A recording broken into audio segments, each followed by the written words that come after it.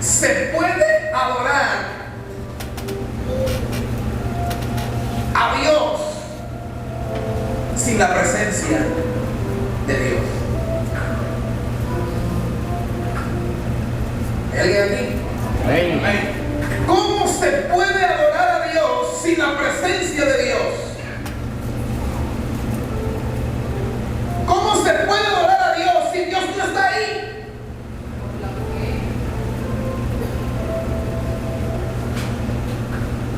Yo me quiero hacer entender. Amén.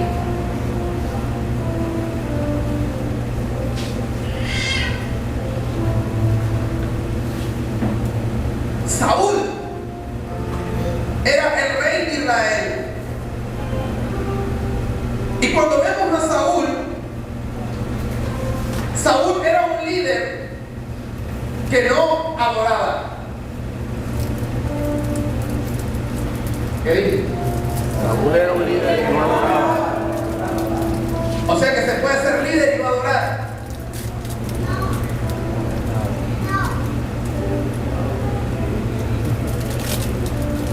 Amén.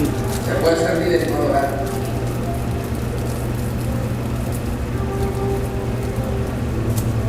Hasta se pueden tener algunos éxitos y no adorar. Amén. ¿Estás aquí? Eso es cierto. Pregunta. Otra pregunta más. ¿Cuál era? ¿Qué hizo ahorita? ¿Se puede ser líder y no adorar? ¿Cómo se puede adorar a Dios?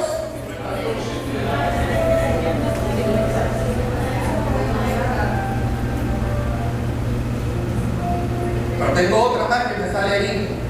Otra más. ¿Cómo lo hacía Saúl sin Dios? ¿Cómo lo hacía Saúl sin Dios? La presencia estaba en el arca, pero el arca no estaba con Saúl.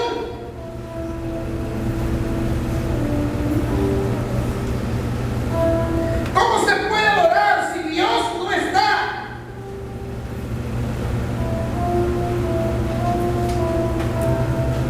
¿Cómo puedes alcanzar éxito de la vida si Dios no está?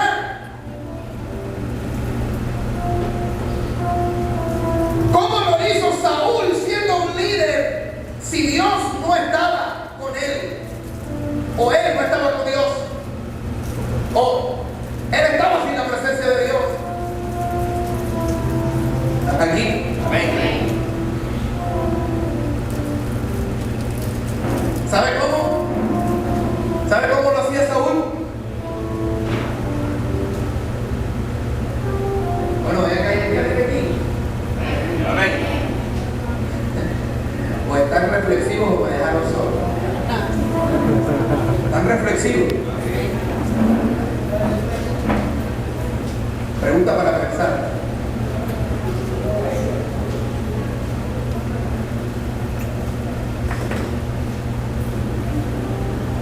¿Cómo Saúl lo hace sin Dios? ¿Sabe cómo Saúl lo hacía sin Dios? Porque el liderazgo de Saúl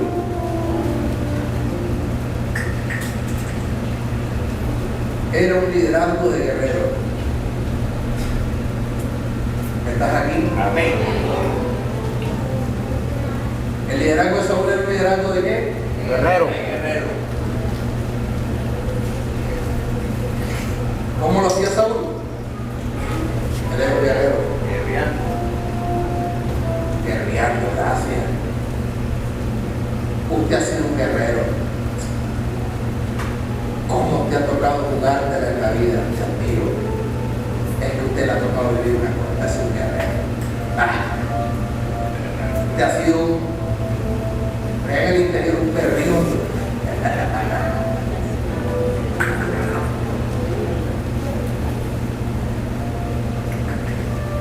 O sea, usted en la vida ha tenido perrenque.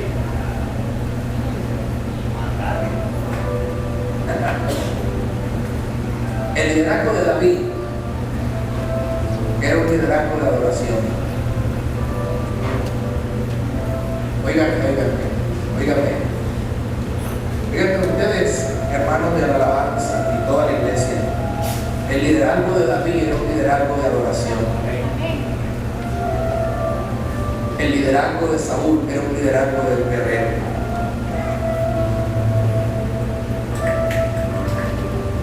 Vaya por favor conmigo a Primera de Samuel, en el capítulo 4.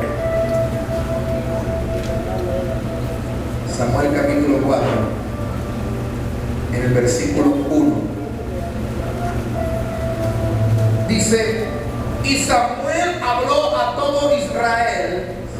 1 Samuel 4:1. Sencillamente lo único que usted tenía que hacer, si estaba en Primera de Crónicas, era devolver las páginas, ir hacia atrás, y ahí lo iba a encontrar. Y Samuel habló a todo Israel por aquel tiempo. A todo Israel. Por aquel tiempo salió Israel a encontrar en batalla a los filisteos y acampó junto a Ebenezer.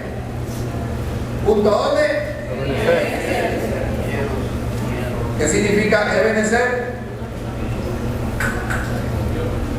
Hasta aquí nos ayudó Jehová. Y los filisteos acamparon en Afec. Y los filisteos presentaron la batalla a Israel. Y trabándose el combate, Israel fue vencido delante de los filisteos, los cuales hirieron en la batalla en el campo como a 4,000. ¿Cuántos fueron heridos? Bien. Cuando volvió el pueblo al campamento, los ancianos de Israel dijeron: ¿por qué nos ha herido hoy Jehová delante de los filisteos? Traigamos a nosotros de Silo el arca del pacto de Jehová, para que viniendo entre nosotros nos salve de la mano de nuestros enemigos.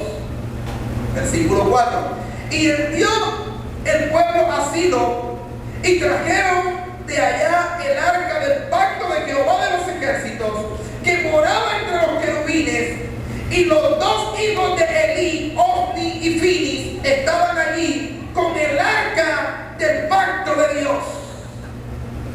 Y esta historia es emocionante. Tanto así que da ganas de leer todo el capítulo. Y aconteció que cuando el arca del pacto de Jehová llegó al campamento, todo Israel gritó con gran júbilo y la tierra tembló. Y cuando los filisteos oyeron la voz de júbilo, dijeron: ¿qué voz de gran júbilo es esta? ¿El campamento de los hebreos? Y supieron que el arca de Jehová había sido traída al campamento. Escuche esto. Y los filisteos tuvieron miedo porque decían: ha venido Dios al campamento. Y dijeron: ¡ay de nosotros!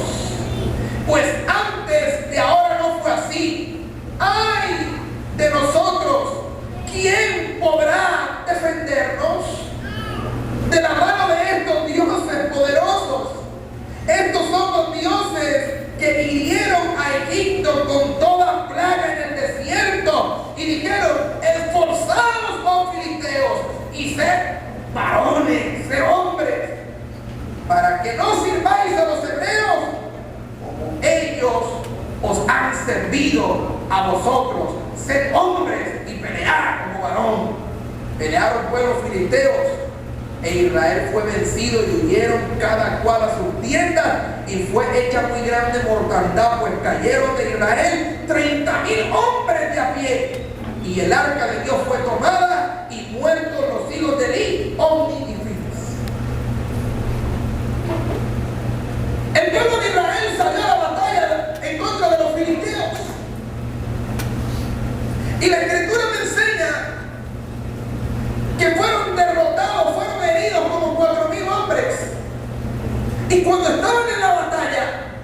y vieron lo que había sucedido y el mal que había venido, entonces ¡cling!, se les prendió el bombillo y dijeron: ¡ah! Es que no trajimos el arca de Jehová, porque envían el pueblo a Silo para que traiga el arca aquí a Ebenezer y luchemos y peleemos y Dios nos defienda. Hemos sido humillados, acabamos de ser derrotados, 4,000 ya nos hirieron. No puede ser, escúchame, no puede ser que van a decir los vecinos nos derrotaron. ¿Cómo puede ser que va a decir mi familia que perdí la victoria? No puede ser que diga la gente alrededor: perdimos la batalla. No puede ser que van a pensar: no puede ser, vamos a perder las insignias. Traigamos a Dios para que Él resuelva el asunto. Y trajeron el arca de Jehová, y ese día cayeron 30,000 hombres, murieron, y el pueblo corrió, y el arca fue raptada por los filisteos. Y los 2 sacerdotes que veían menos que el papá murieron ese día ahí. Ofni y Fini, ese fue el día que Dios lo llamó a relación. Ese día la pagaron. Okay. Usted puede correr, pero tarde o temprano Dios te va a llamar a relación. Amén. Hay gente que se molesta. Porque el pastor todos los domingos predica de pecado y del juicio, y que si uno se aparta, Dios, así es. Sí. Esa es la última que me vienen dando vueltas por ahí, que la tiro así. Pero ¿tú qué significa eso? Entonces, hermano, 30,000 murieron, el arca fue raptada y los sacerdotes fueron muertos. Y lo más interesante de la historia es que los enemigos conocían más al Dios de Israel que Israel a su Dios. Porque cuando el arca llegó y la tierra tembló de la alegría y del júbilo, los filisteos tuvieron miedo, se aterrorizaron y dijeron: ahora vamos a caer como ellos han caído en nuestras manos, vamos a caer delante de su Dios, y como no hay más nada que hacer, amárrense los cinturones, y llegó la hora de ser hombrecitos y pelear contra esta gente, como diríamos en el ejército: vencer o morir.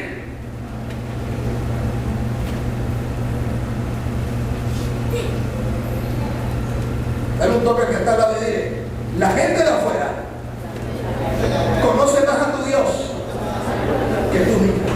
Amén. La gente de afuera sabe más lo que tú tienes que lo que tú tienes, que tú mismo.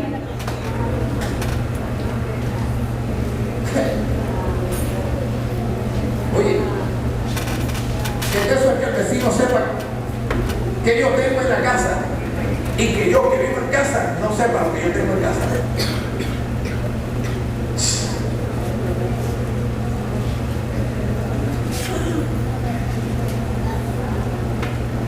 Dile a alguien, dile, están hablando. Solo dile a alguien ahí, adelante, atrás, toca a alguien, dile que están hablando. Están hablando. Pero ahora estoy empezando.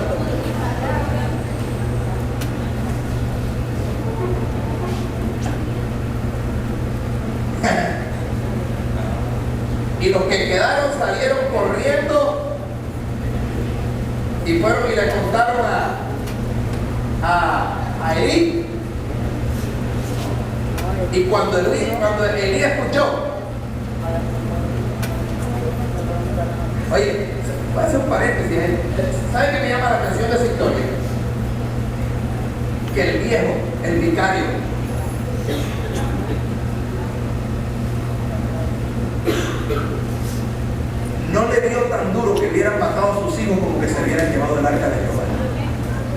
Amén. Te lo dejo de tarea. Gloria a Dios. También en ese texto en casa.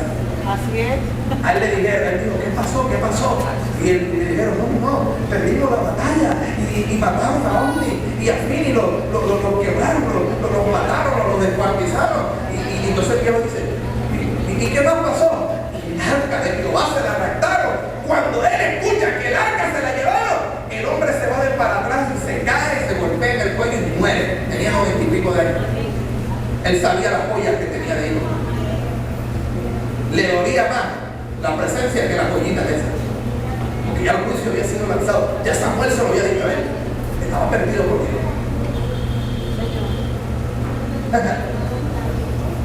Escúcheme esto. Bueno, no quería meterme con eso, pero lo voy a hacer. Vamos a hablar un poquito de historia. Es que el problema es este. Mira, el problema es más de lo que tú piensas de la simple lectura que le haces a la Biblia.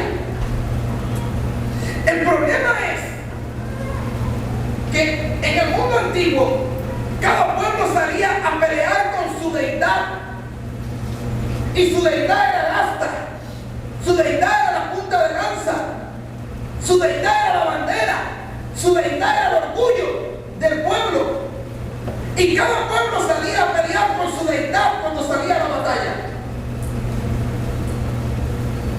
El único pueblo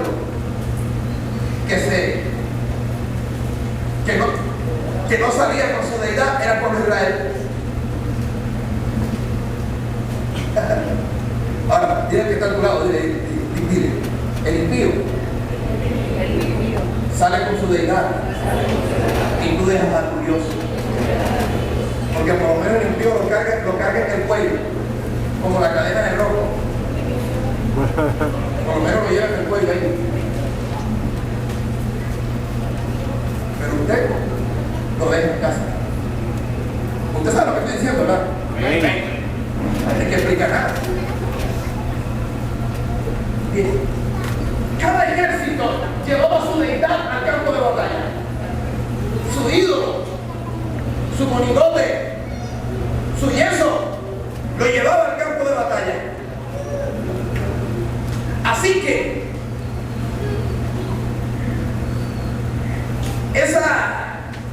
esas procesiones que hacen el día de hoy, eso no es nuevo. Eso viene de tiempos antiguos, cuando hacían un desfile bélico, entre ellos iba la deidad de ellos. Dependiendo del ídolo, ahí lo llevaban a la guerra, ahí iban. Y la gente lo aplaudía, lo alababa, porque él los iba a defender de la guerra. Escucha esto. Así que, cuando un ejército perdía, un pueblo perdía, ellos tomaban sus deidades, las destruían o las llevaban a su ciudad, y a la ciudad que había perdido ellos llevaban la deidad del ejército ganador e imponían su deidad como una bandera, y de ahí en adelante ese pueblo tenía que adquirir las costumbres del pueblo invasor y sus deidades. Amén.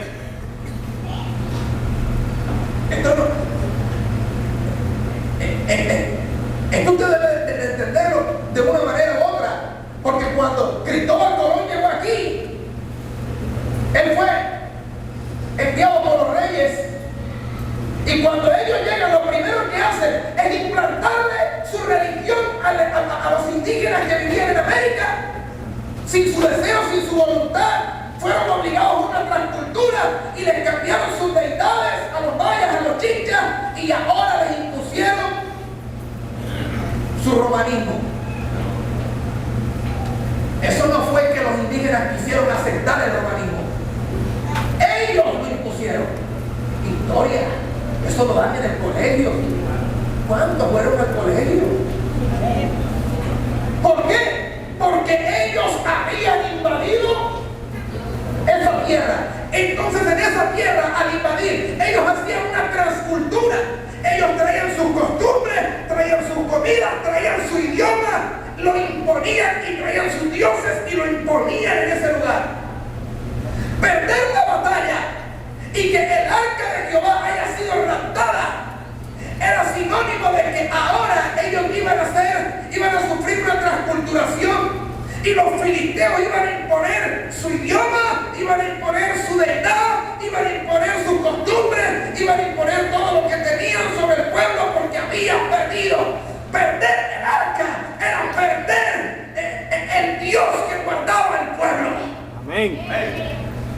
Así que la situación no es para tomarla tan fácil como uno lo ve simplemente en el libro. Cuando Elí se entera de que el arca ha sido arrancada, el hombre se va de espalda. Y la palabra que se menciona en ese capítulo 13 es: y acabó la gloria de Jehová, ha sido traspuesta.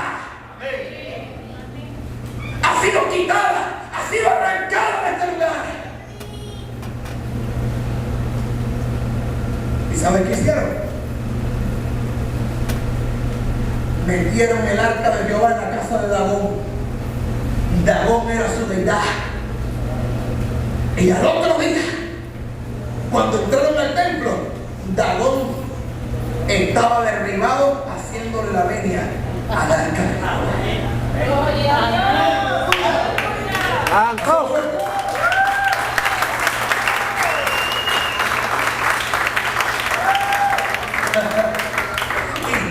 Y yo me imagino la piedra de esos sacerdotes cuando entran al templo y encuentran que su Dagón, su deidad, estaba inclinada sobre el arca de Jehová. ¿Y quién inclinó eso ahí? ¡Levanten eso!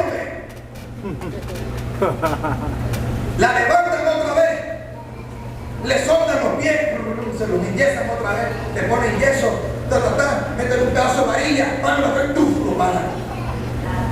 Al otro día encuentran a Dagón otra vez humillado delante de Dios.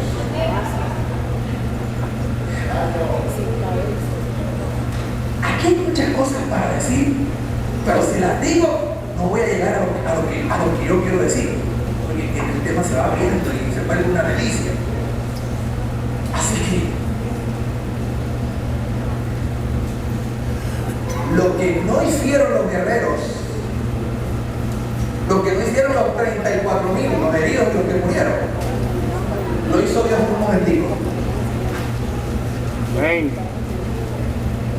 Diga conmigo, había propósito en esto. Había propósito.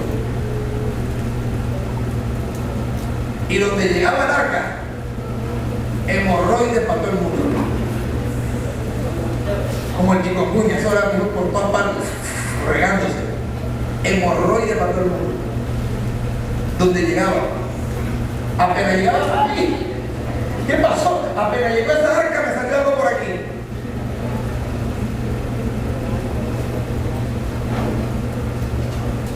Entonces empezaron a pasarla de pueblo en pueblo, en pueblo, hasta que dijeron ellos: mire, ¿sabes una cosa? Vamos a evitarnos el problema. Devolvamos esa arquita, devolvamos ese negocio a la gente y ya. A la hora del mes, si ellos se levantan, volvemos y los castigamos. Devolvámosela. Hace más el arca que ellos. Devuelvan eso. Tremendo, iglesia. En 1 Samuel capítulo 4, que acabamos de leer, usted encuentra un lugar en la historia del pueblo de Israel en la que el pueblo entró en la batalla, entraron en guerra sin consultar la presencia de Dios. ¿Estás aquí? Amén. ¿Y el resultado cuál fue? Fueron derrotados. Amén.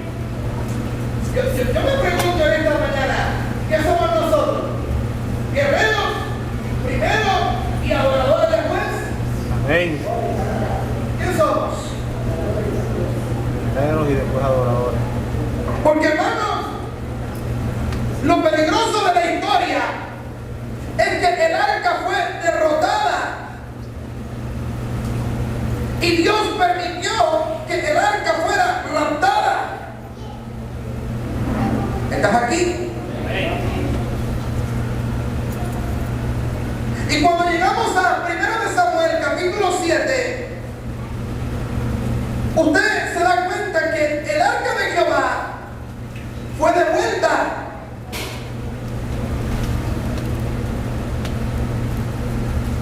Y quiero leer los dos primeros versículos. Yo quiero que usted mire algo que también parece que es una realidad el día de hoy.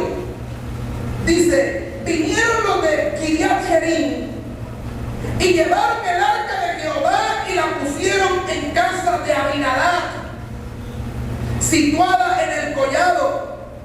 Santificaron a Eleazar, su hijo, para que guardase el arca de Jehová. Desde el día que llegó el arca a Kiriat Jearim, pasaron muchos días. Oiga, pasaron muchos días. Realmente no fueron muchos días, nada más fueron 20 años. Nada más.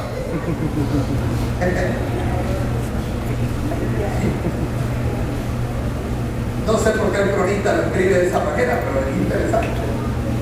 No sé si era por la longevidad o un sarcasmo, no sé, pero bueno, no sé. Lo único es que pasaron muchos días, 20 años, y toda la casa de Israel se lamentaba en pos de Jehová. Yo me pregunto una cosa: ¿por qué si se lamentaban no hacían algo por traer el arca de Jehová? ¿Por qué si se lamentaban y tenían duelo y les dolía, no traían el arca de Jehová? Me atrevo a decir, me atrevo a decir que porque lo que más lamentaban ellos era el 5-0, la derrota.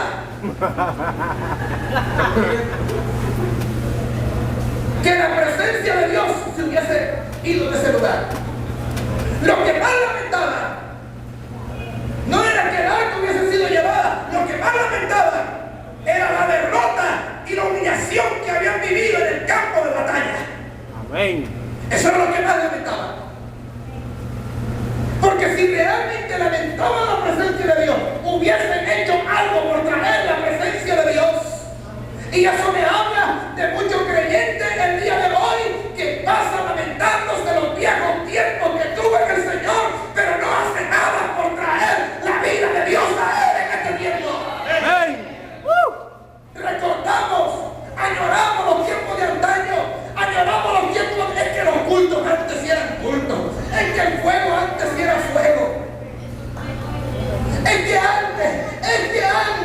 Es que yo crecí en el Evangelio y la gente de antes era de raca con naca, eran cristianos de verdad. Es que antes, pero no hacen nada porque ese antes tan anhelado vuelva a encenderse en la llama del fuego del Espíritu Santo en sus corazones. Hay gente llorando sobre la leche derramada. Amén. Dile que está a tu lado, deja de llorar.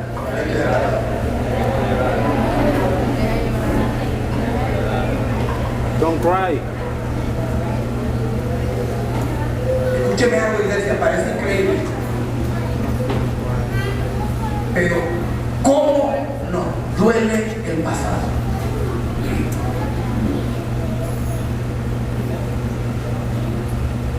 ¿Cómo nos ha afectado el pasado de tal forma que no somos capaces de salir del pasado? Qué duro es dejar el pasado y abrir un nuevo camino en Dios o en la vida. Porque seguimos recordando los ajos de Egipto. Porque aunque iban camino a Canaán, todavía querían seguir llevando látigo y comiendo ajo para tener la boca abierta. Porque el que come ajo huele a ajo. ¿No ha comido?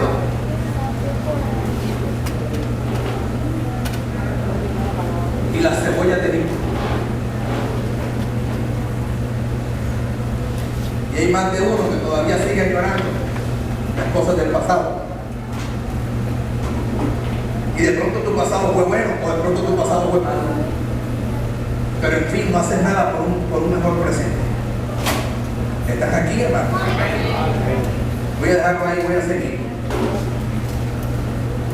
Que lo peligroso de la historia fue que el arca fue derrotada, Dios permitió. Y en el libro de Samuel, en el capítulo 7, escúcheme esto, el arca de Dios quedó 20 años en la presencia de Dios.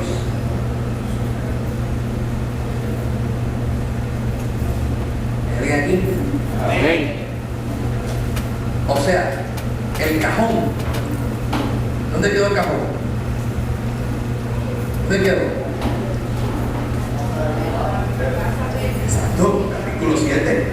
Ahí quedó el cajón. Ya, mírenlo ahí.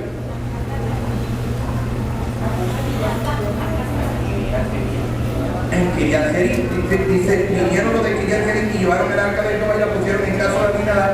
¿Situada dónde? En el collado.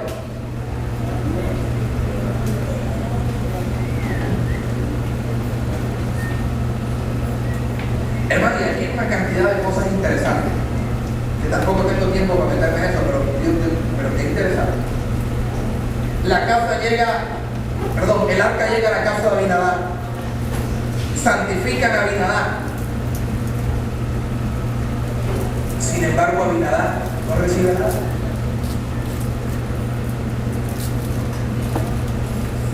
Abinadab estaba santificado y con el arca.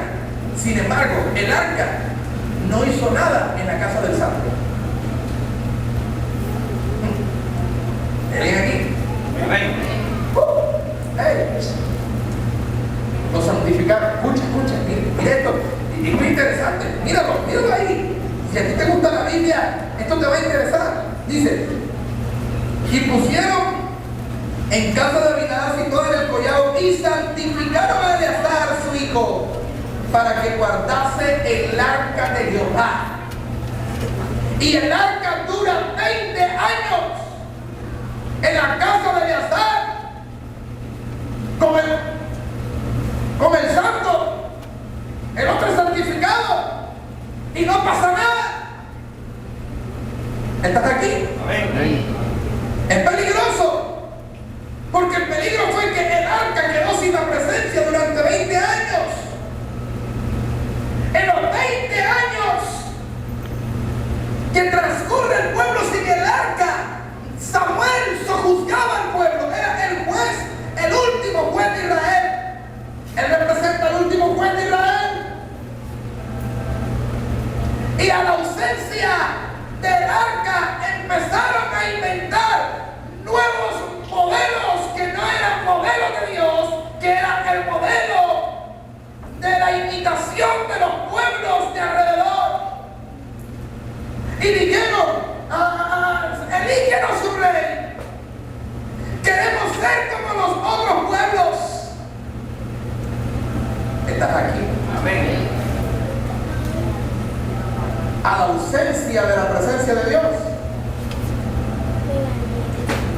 nuevos modelos humanos. ¿Alguien aquí? Amén.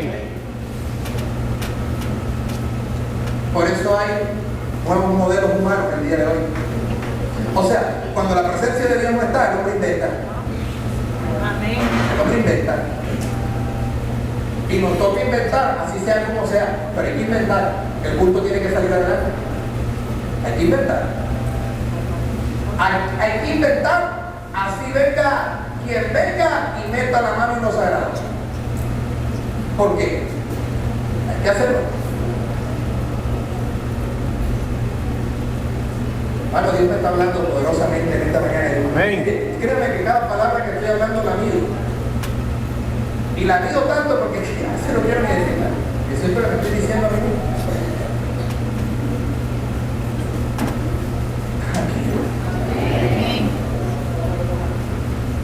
Cualquier fuerza de los palotes ahí, porque hay que hacer algo, hay que inventar algo, no hay que la presencia de Dios está. Por lo menos hay que hacer bulla. Y así tengamos que traer a cualquiera que está sucio en el mundo, tocando para el mundo, métanlo ahí para que haga bulla de ahí. Porque es de lo bueno. Y Dios nunca pidió buenos músicos. Bueno, eran buenos los músicos que estaban en el tabernáculo de David. Pero es que antes que buenos músicos, Él estaba pidiendo empresarios. Están aquí, así que piden un rey y eligen a Saúl. Y Saúl era un guerrero. Y esa es la diferencia entre el liderazgo del guerrero y el liderazgo del adorador. El liderazgo del guerrero no está trayendo la presencia de Dios. El liderazgo del adorador se preocupa por la presencia de Dios. Amén. El liderazgo del guerrero se enfatiza en sí mismo. Escúcheme, iglesia, abra sus oídos, por favor. El liderazgo del guerrero le importa cómo queda él delante de los demás. Amén. El liderazgo del guerrero le importa cómo lo ven los demás. Y por eso me afecta tanto lo que dicen los de afuera. Amén. Porque el liderazgo del guerrero se preocupa en las condecoraciones, en las insignias, en figurar, en ir adelante, en el podio. ¿Estás aquí, iglesia? Amén. El liderazgo del adorador se enfoca en la presencia de Dios. Aleluya.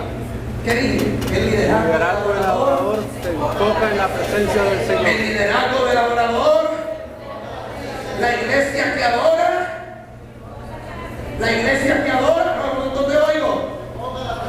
La iglesia que adora, Invoca la presencia del ¿qué Señor. pasó? Ustedes no están aquí. Los que adoran, la iglesia que adora, Invoca la presencia del Señor. si somos adoradores, hemos de enfocarnos en la presencia de Dios. Ha de ser nuestro enfoque, es el centro de mi vida. Amén. Ahora entiende, el centro de mi vida es Jesús. Centro de mi vida es Jesús. Amén. Vamos a un texto más. Primera de Samuel, capítulo 9, verso 1 y 2 dice: escuche, interesante. Oye, sacado de catálogo, Aleluya. sacado de catálogo, de catálogo. Lo sacaron de la revista del Jet Set. Lo sacaron de revista Don Juan. Miren, había un varón en Benjamín, hombre valeroso, el cual se llamaba Cis, hijo de Abiel, hijo de Seor, hijo de Becorat, hijo ¿de quién? Bueno, confiaba, hijo de un Benjamín, y tenía él un hijo que se llamaba Saúl. Este muchacho era joven y hermoso. Entre los hijos de Israel no había otro más hermoso que él, de hombros arriba, o sea, a sus pesitas, tú sabes. Es el propio príncipe azul de Disney Channel, el que ve a las niñas de Disney Channel. El tipo era hermoso, ahí está, sacado de cuentos que tú sabes. Mira, el hombre era hermoso, era joven, no había otro más hermoso que el hombre, imagínate tú, tremendo tipo, de hombros arriba, alto, la estatura sobrepasaba a todos los hombres que había en Israel. A ese Saúl lo llaman y lo ungen como rey. O sea, el hombre conforme al modelo humano. Amén. Me hace recordar a Adolfo Hitler y la raza aria. Por conservar la raza, te das cuenta cuando se levanta Satanás lo que busca. ¿Te das cuenta lo que busca Satanás? Y a los ñatos, a los caratorcías, los acababa. Él quería su raza aria. Así algunos tienen el holocausto. Ahí está. Aquí está el perfil, el hombre llenaba el Don Juan. Esto, si el hombre viviera el día de hoy, Hollywood le hace un contrato para grabar la otra temporada del 007. Un tipo lindo, alto, tú sabes. Ahí está. El problema del liderazgo del guerrero es que el guerrero se preocupa de ellos mismos. Se preocupa de su apariencia. Se preocupa de cómo se ven ellos. Se preocupa de su imagen frente a la gente. ¿Estás aquí? Van a las batallas no porque son las batallas de Dios. Van a las batallas no porque Dios te lleva a la batalla. Van a las batallas por prestigio. Para ganar condecoraciones. Como el leproso que curó Eliseo. ¿Recuerdan? Van a la batalla por prestigio, por insignia, por condecoraciones, por poder.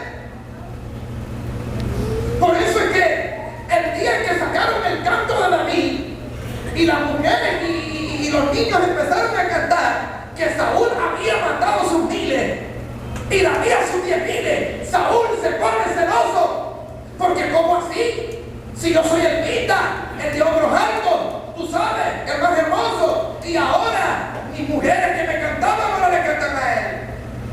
No puede ser posible. ¿Hay alguien aquí en el Espíritu en esta mañana? Por eso hoy no se conoce a la iglesia, se conoce al pastor. Amén.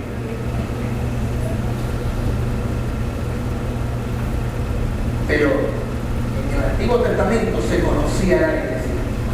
Dice, y los empezaron a llamar cristianos.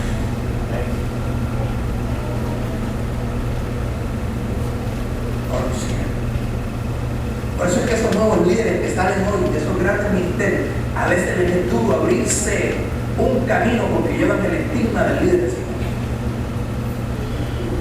No lo conocen. Tremendo mexicano.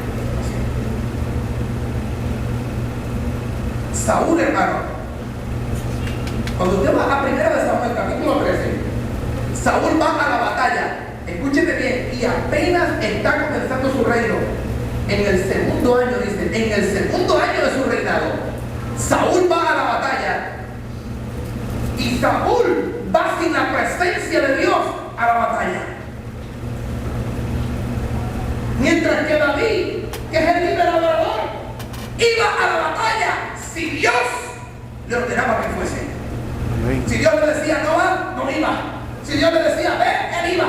Este hombre era un irreverente, no le importaba. Va a la batalla sin Dios. Si Dios mandaba a David, él lo hacía. Así que Saúl pierde. Y cuando Saúl pierde la batalla, allá en 1 Samuel capítulo 13, en su segundo año, pierde la batalla y dice, bueno, perdimos, pero hagamos un sacrificio. Y después que hagamos el sacrificio, volvemos a la batalla, porque es que los hombres se están desertando. ¿Y usted sabe cuánto le quedaron a Samuel cuando llegó? Perdón, ¿cuánto le quedaron a Saúl cuando llegó Samuel? 600. Eso es eso. Y había, si no me falla el recuerdo de la historia, bueno, usted lo compró en casa y si me falla la cifra me perdona y la corrige. Habían 30,000 filisteos esperando para pelear con ellos. Y yo no pensé que eran más con 600, porque el resto Abre vela. hasta cruzaron el río y se fueron al otro lado del río, del surco que tiene. Tremendo. Usted tiene que leer la historia. Apenas el hombre está comenzando y comienza mal. Y Samuel le dice a Saúl, le dice, ¿por qué has hecho este servicio? ¿Por qué has sacrificado? Si ese es mi trabajo. El día que yo te ungí, te profeticé y te dije, espera que yo llegue. Es que él ni siquiera lo hace por inocente. No lo hace ni porque no supiese. El día del ungimiento. Ya le habían profetizado: cuando vayas a la batalla, espera. Y como vio que Samuel tardaba, hizo el sacrificio. Y Dios le dice a Samuel: dile que ya lo he cortado, que ya no lo quiero más. Apenas tenía el segundo año de ministerio. Y al segundo año, apenas estaba comenzando, estaba en la fiebre. Y al segundo año le dice: no sigue más, no será más rey. Y dígale que no va a ser más rey, porque yo estoy levantando un hombre conforme a mi modelo, dice Jehová. No será más rey, porque yo estoy levantando a otro en su reemplazo. No será más rey, porque yo no estoy levantando un guerrero. No será más rey, porque yo estoy levantando un anónimo, un adorador que está detrás del corral de las ovejas. Un hombre que se prepara cada mañana, me adora, me entiende, me ama, me bendice día y noche. Un hombre que está formando su corazón para ser conforme al mío. Un hombre que quiere su propia reputación. Un hombre que piensa en adorarme.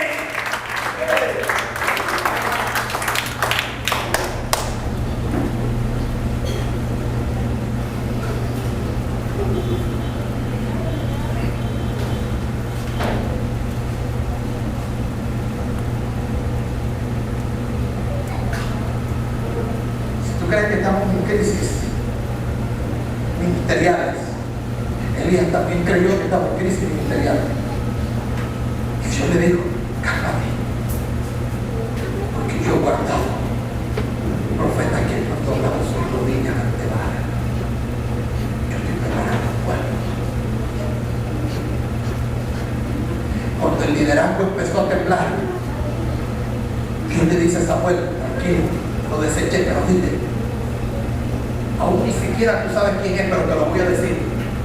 Estoy preparando un hombre detrás del corral, que no le importan los aplausos, que no le importa la publicidad, que no le importa la radio, que no le importa la televisión, que no le importan las revistas, que todavía no ha escrito ni un libro, que no tiene su foto impresa en un libro, que no lo conoce nadie. Es un tipo que si tú lo ves en la calle pasa desapercibido. Pero yo lo estoy preparando en mi secreto, dice Jehová.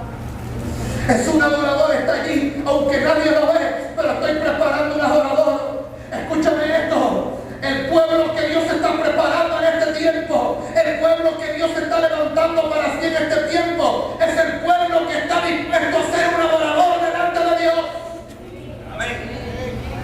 Gloria a Dios. No estás aquí. No estás aquí porque te cuesta quitarte el casco, la bota de guerrero, ponerte la túnica de adorador. Yo voy a levantar un adorador. Es que yo tuve temor solamente que hago yo y buscan para matarme. Espera, tengo preparado ahí un poco de hombres, un ejército de adoradores, profetas, que no doblan su rodilla.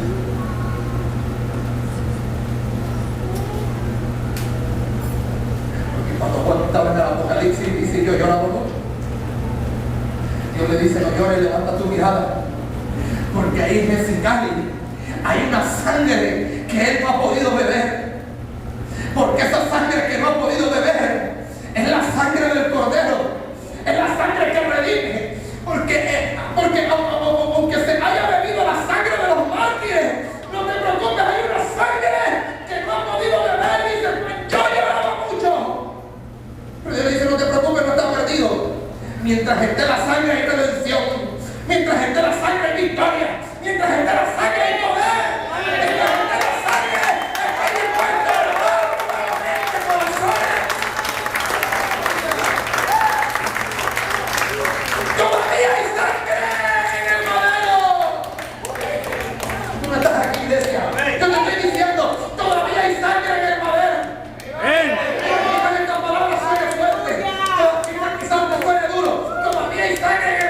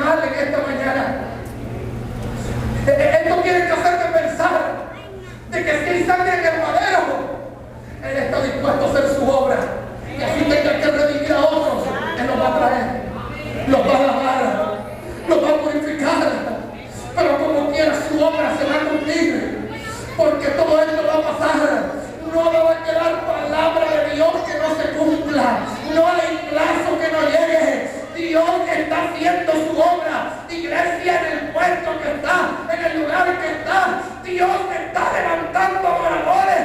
Él tiene gente que se humille delante de Él. ¡Santo! Aleluya. Yo te lo decía hace unos días. Cuando Dios ha terminado contigo, cuando Dios ha terminado contigo, cuando se han agotado los términos y Dios ha terminado contigo, déjame decirte que no hay nada que se pueda hacer. Porque cuando Dios termina contigo, dice Hebreo, que ni aunque lo deseó con lágrimas, pudo volverlo a tener. Iglesia, no permitas que Dios termine contigo, porque cuando Él ha terminado, no volverá otra vez. Amén. El Saúl lo deseó con lágrimas, lo que un día vendió sin importancia. No vendas la presencia de Dios que hay en ti en esta mañana. Ay, mi alma te alaba, Jehová. Hay sangre en el madero todavía. Amén. Escúchame, si no los hay y los tiene que traer al mundo, los va a poner a nacer en el 2015 para usarlos, pero como quiera lo va a hacer.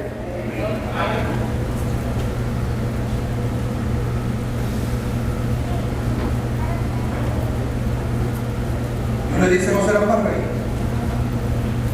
porque Dios estaba preparando un nuevo rey. Dios no se escoge. Escucha esto, iglesia. Dios no se escoge, no porque seamos guerreros, sino porque somos adoradores. Juan capítulo 4 dice: porque el Padre busca que Adoradores le adore en verdad. en espíritu y en verdad. Dios no está buscando guerreros, está buscando gente que adora. Óyeme, Dios está buscando gente que adora. No importa cuán guerrero haya sido, quítate, hermano, el uniforme y ponte el de adorador, porque a ese es el que Dios está buscando en esta mañana. Amén. Dáselo fuerte a Él.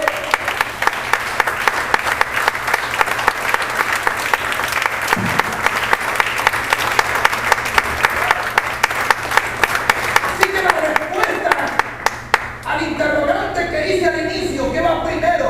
¿El guerrero o el adorador? La respuesta es primero el adorador. Para sacar el guerrero, que es lo que hay en él. ¿Estás aquí, hermano? Dios busca adoradores, dice la Escritura, que le adoren en espíritu y en verdad. Los filisteos tenían a Goliat.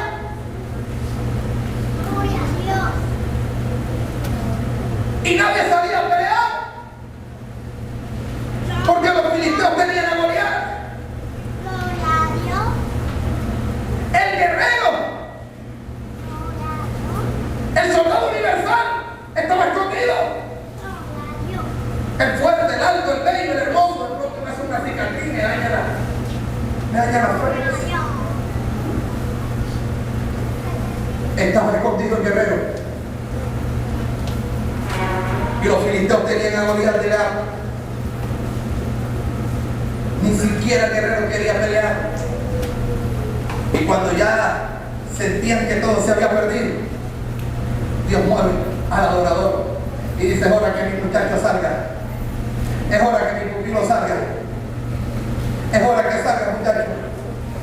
Sal del corral, hijo. Ven acá. Traigan a mi pupilo. Le bajan las cuerdas. El pupilo entra y dice: ¿qué es lo que está pasando? Y dice: muchacho, cállate. Tú nunca te has puesto unos guantes en la vida. Impropio, tú no sabes nada de esto. Tú cállate la boca. ¿Quién te mandó venir aquí? ¿Quién te dijo que viniera? No, que esta es la excusa que tú tienes a venir a traer queso aquí. Muchacho, vete, si aquí los guerreros están asustados. ¿Tú qué haces aquí, muchacho? Muchacho, vete de aquí, que esto huele feo. Esto está maluco. Y dice David: pero bueno, pero ¿qué es lo que está pasando? Cuando escucha a Goliat y dice: bueno, ¿qué le va a dar el rey al que haga algo aquí? Le van a dar gasolina. Uy, Le van a dar una parte del reino. Venga. Los guerreros estaban ahí. Escuchen, tienen que conocer la historia mejor. ¿Saben cuál era la problemática? La problemática era que los filisteos eran los que fabricaban las ametralladoras, ellos la vendían y fabricaban también los cartuchos, ellos lo vendían. ¿Y cuál era el problema? Que Israel no fabricaba ni ametralladoras ni cartuchos, no tenían armas para la guerra. Tú tienes que verlo. Ellos se aseguraron, métase y lea el texto bíblico. Ellos se aseguraron que nadie en Israel supiese manejar, fuera guerrero y supiese trabajar el hierro. Así que el único que tenía espadita afilada era Saúl y Jonatán. El resto se defendía con palos, con piedras, con troncos, qué sé yo. Y Goliat sale con lanza, con espada, dice jabalina, y llevaba su cuento, ¿no? Por eso es que Saúl le entrega la espada a David. No porque quiera la espada del rey Arturo. Es que esta gente no tenía ni siquiera para defenderse. A ese extremo lo habían llevado ellos, los filisteos. Tenían el monopolio de la guerra. Así que ellos no le vendían armas a Israel, ni permitían que ellos fabricaran armas. No sabían. Bueno, es interesante, es interesante. Y yo veo el pueblo de Israel hoy en día. El pueblo de Israel fabrica aviones de combate, tiene misiles baterías antimisiles, fabrican tanques de guerra, tienen la bomba atómica. De hecho, ese señor que fue el que ayudó a tener la bomba atómica era judío. Señor Albert, ¿verdad? ¿Ah? ¿No te cuenta? O sea, ellos no quieren que la historia se les repita. Ellos fabrican su propio material. Aquí no tenían nada. Y se presenta David y dice, tranquilo, ahí está el adorador, el muchacho.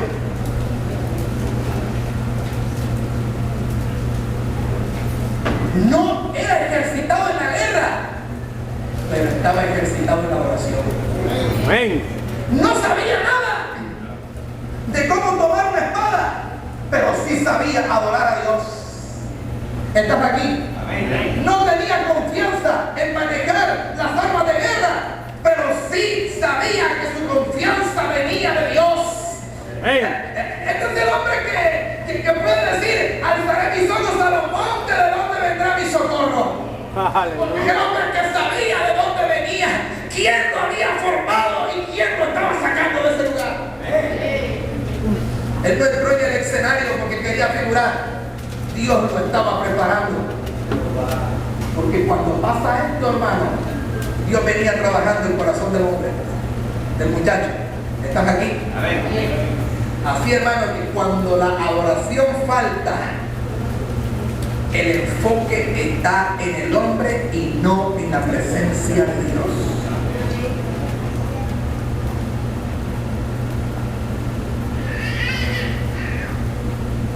Pero tú sabes, vamos a rodar la pared un poquito y aquí la tarifa está muy apelucada. Metamos a los muchachos allá, que toquen allá, que tanto lo que llegamos nosotros allá abajo. Siempre hay arriba montado.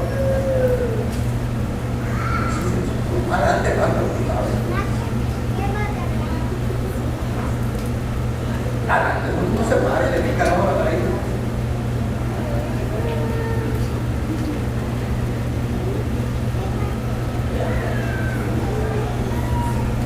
¿Hay alguien en casa?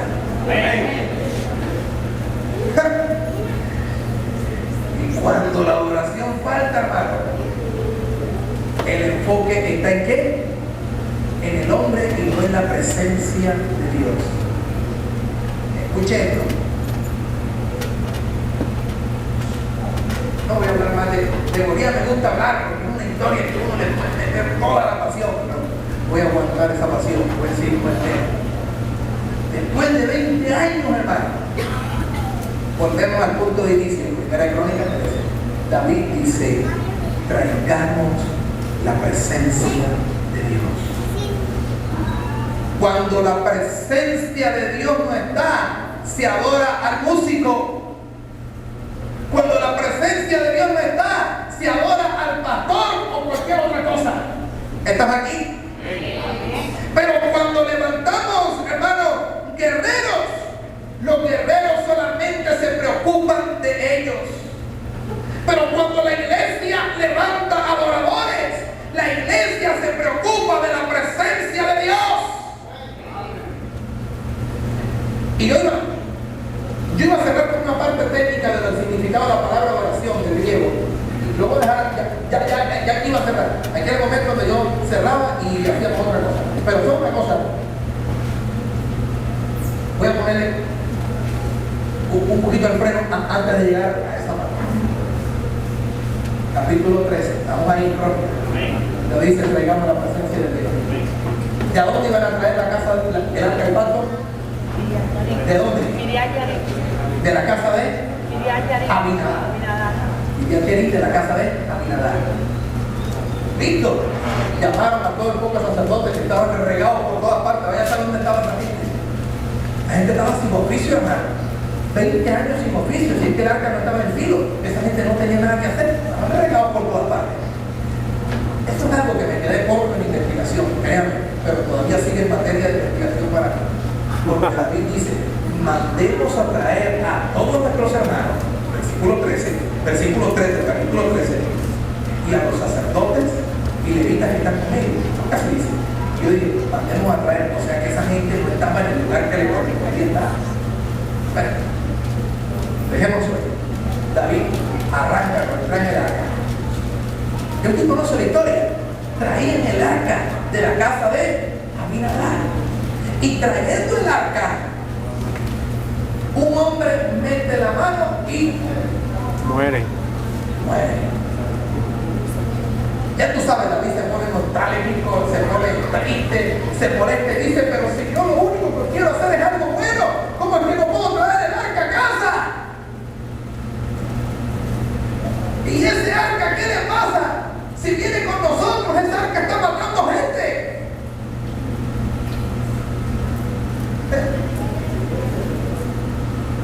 Y dice David, no, yo no sé qué vamos a hacer. Y de pronto David levantó la cabeza y el primero que vio por acá. Ay, venga, ¿cómo te llamas tú? ¿Cómo se llamaba? ¿Cómo se llamaba? Obed-Edom. Ven acá. Por mandato mío, coge esa arca asesina y te la llevas y la metes en tu casa. Señor, vamos a hablar de una monarquía. Se calla la boca que el rey mató. El rey legisló, la metes en tu casa. Cogieron esa arca asesina y la metieron en la casa de Obed-Edom.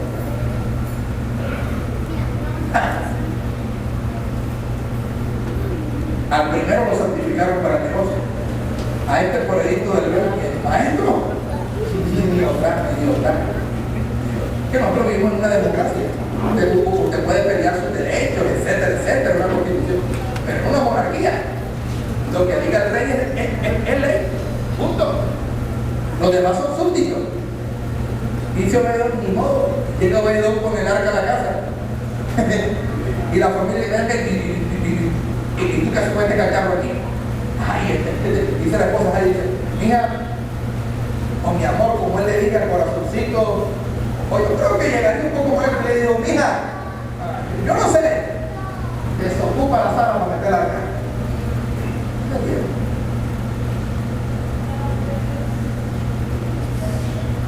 La metieron ahí, en la casa. Y Usa dijo, le dijeron, llévate el arca ese y mucho cuidado que esa arca está matando gente.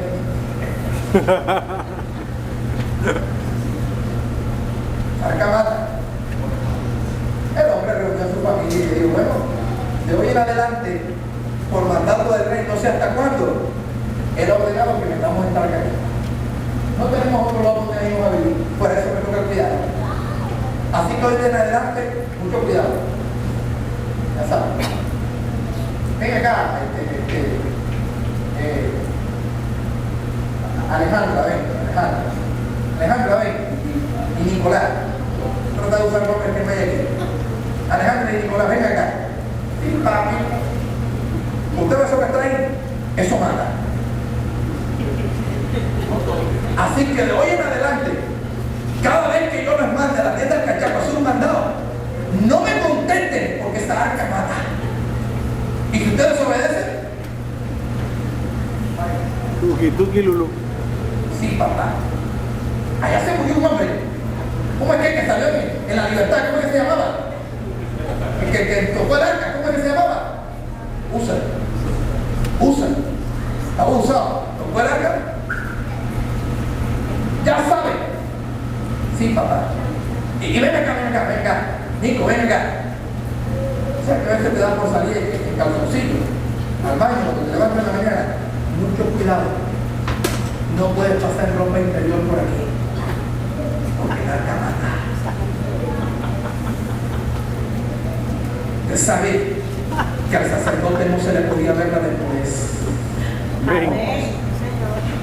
El arca mata. Ven acá, mira, tú sabes, te voy a decir una cosa, hay veces tú te levantas tarde, ¿verdad? Y tú, hay días que no haces aseo y bueno, ¿verdad? Tú sabes, mira las telarañas, las cosas. Mira, esa arca toca mantener todo limpio porque esa arca mata.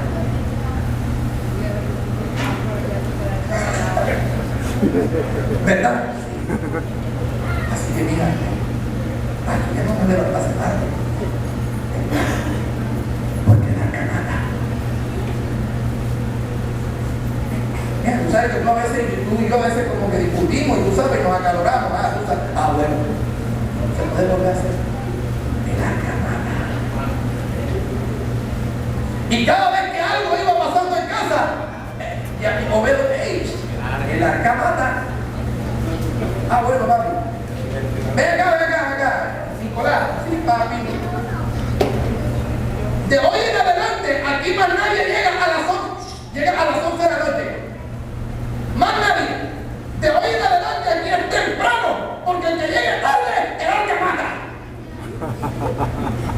¿Cómo? Sí, señor, el arca mata. Aquí no hay nadie que llega tarde aquí. Temprano hay que cerrar la puerta, hacer el devocional, porque el arca mata. ¿Cuántos están aquí? Amén. En 3 meses, el arca mata cambió la vida y la casa de Obed-Edom. Aleluya. Cuando la presencia de Dios llega a una familia, la familia cambia. Porque la presencia mata. La presencia mata el pecado. La presencia mata la desobediencia. La presencia mata el desaseo en la casa. La presencia mata el mal genio. La presencia de Dios está en un hogar. La familia empieza a interesarse porque la presencia de Dios está en nuestro hogar. Lleva el arca a tu casa y enséñale a tu familia que si hay presencia en casa hay bendición. Y alguien me le dice a la vida, mira, ¿dónde está tapado? ¿Cómo así tapado? ¿Qué le pasó? Está lleno. Dios le ha bendecido todo lo que tiene. ¿Cómo? Esa hay que traerla, por eso dije, había que traerla. Hay que traerla. Pero rey, el arca mata, yo no sé, pero si algo nos mató, algo tiene que hacer conmigo. ¿Quieres que te dé un consejo? Llévate el arca a casa.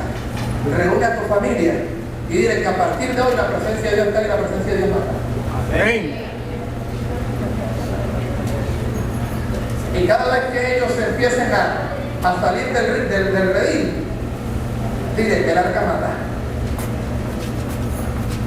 Y cuando empiecen a experimentar las bendiciones, la presencia de Dios bendice.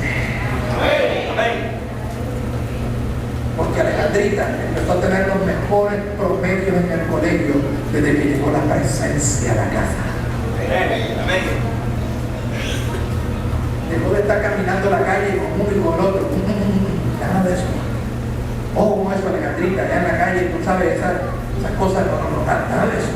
La arca mata, la arca mata. Hermano, si la presencia de Dios llega con la bendición. Amén. Puede dar un buen aplauso a Dios.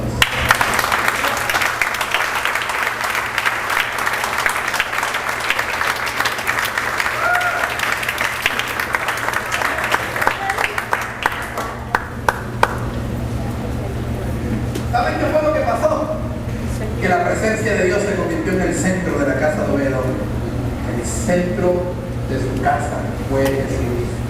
Amén. Escúcheme y cierro con esta parte. Me gusta, no quería dejarla así. Adoración viene de una palabra, se traduce de una palabra que es propuneo. Algunos ya han escuchado esa palabra. Sí, propuneo. ¿Han escuchado antes? Adoración se traduce de una palabra que es propuneo. Proscuneo es una palabra compuesta por el pros y cuneo. ¿Estás aquí? El pros es una proposición de identidad. ¿Estás aquí? Y ese pros lo usaban en el dialecto los filósofos griegos cuando ellos querían identificar dos sustantivos que eran iguales. Cuando dos cosas se confundían entre sí, o sea, A igual a B, para eso usaban ellos el pros. ¿Estás aquí, hermano? Ahora, ¿qué es lo que Dios nos quiere decir? Ese pros entonces me habla de identidad, se traduce como identidad. Aquí lo que Dios me habla es que la adoración en el fondo es una identidad. No es solamente una expresión de palabras, sino que la fuerza de la adoración está en una identidad con Dios. ¿Usted está aquí? Amén. Así que eso me habla de un estilo de vida. Cuando mi corazón se identifica con Dios, se hace una pasión por Dios. Me habla de identidad. En otras palabras, cuando dos cosas son iguales, A igual a B. Cuando yo me identifico con Dios y entonces termino reproduciendo la vida de Dios que hay en mí, la naturaleza de Dios que hay en mí, cuando yo reproduzco a Dios en mi vida, no es por las muchas palabras que se digan, sino por la comunión con Dios, genera una identidad en mí. Y en última, el adorador termina reproduciendo la misma vida de Dios en él. ¿Entendemos lo que dice San Pablo? Ahora ya no vivo yo, sino que ahora Cristo vive en mí. San Pablo está diciendo, ya yo no existo, me he identificado con Dios y estoy perdido en él. Amén. Ahora, no perdido como quien se pierde, sino me he mezclado en su naturaleza. Ya no es Saulo, ahora es el nuevo, es la vida de Jesús, es Cristo en mí, la esperanza de gloria. Amén. Ese pros que se usa para traducir adoración, que es proscuneo, es la misma, viene de la misma palabra que Jesús utiliza para enseñar a los discípulos a orar, que solamente aparece una sola vez en la Escritura, una palabra propia de Jesús, que es pros euge. Jesús le dijo, ustedes pues oraréis así, en el original, ustedes pues pros euge, así, el pros, porque la primera proposición que hay ahí es identidad. Y euge, no he hablado de eso, ustedes saben eso. Estamos aquí. Así que, proscuneo me habla de qué? De identidad. Cuando yo reproduzco a Dios en mi vida, por lo mucho que yo diga, por lo mucho que yo grite, sino por la comunión que yo tengo con Dios, entonces logro identidad de Dios. Comunión, trato, comunión, enlazado con Dios. Y el cuneo, que se traduce para Señor. Entonces, procuneo podríamos decir que me habla de centrar mi vida en el Señor Jesús, en el Señor mi Dios. Conclusión, el que adora las 24 horas es un hombre y una mujer justa y justo. ¿Estás aquí? Adora a Dios con su vida en todo tiempo. Adora a Dios con sus ofrendas. Adora a Dios con su diezmo. Adora a Dios con todo lo que tiene en su ser, porque es un procunero. Amén, iglesia. Amén. Que nuestra vida se pueda centrar en Dios. ¿Cuántos alaban a Dios? Amén. ¿Qué quiere Dios entonces? Adoradores antes que guerreros. Bendigo el nombre del Señor en esta mañana. Antes de pasar a la cena del Señor, ya no vamos a ir, no se preocupen, no voy a entender.